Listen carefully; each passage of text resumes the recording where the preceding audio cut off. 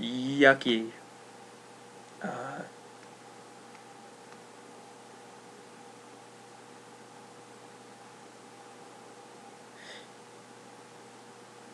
None of that's good at all. None of that's good at all.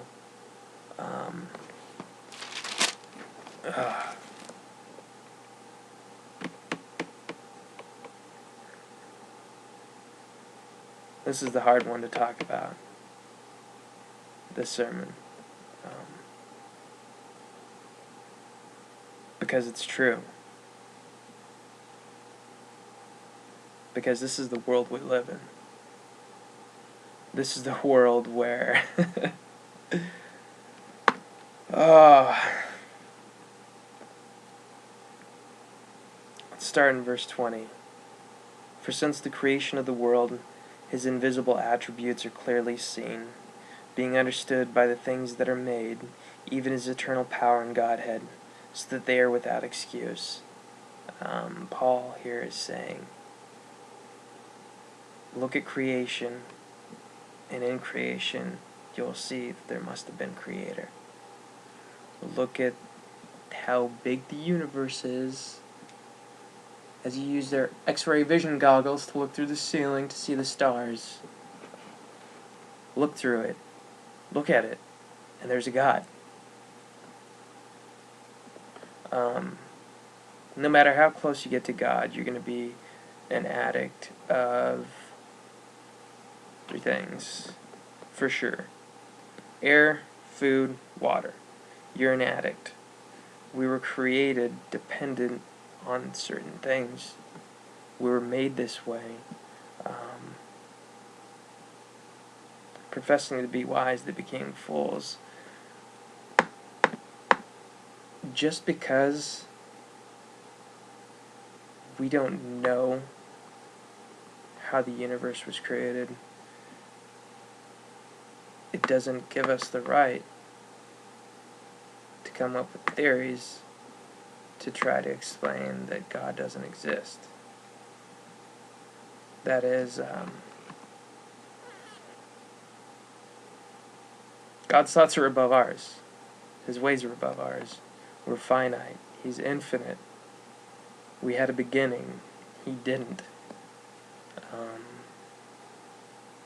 To try to understand things of God, it's not going to happen. And that's what science is doing now. Has tried to do. And it doesn't work. We're not going to be able to figure out everything because we're people and we don't work like that. What came first, the chicken or the egg? Look in Genesis. The chicken came first. That's a silly little philosophical question, but it's got an easy answer. An answer given by God.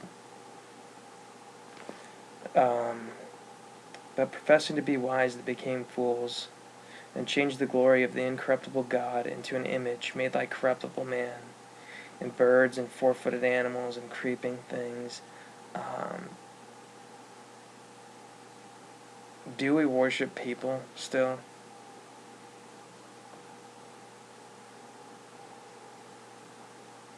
All the time.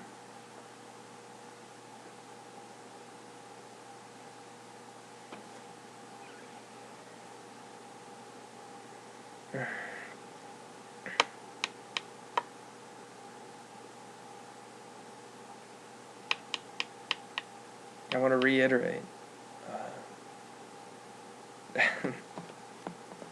anything that you put before God, that's your idol. Nothing at all should be put before Him. So yeah, we worship people. I've had relationships, and in them, I might not have been a good boyfriend. I was never a good boyfriend. But those women were my idols. I worshipped them. I put them before God. They came before God.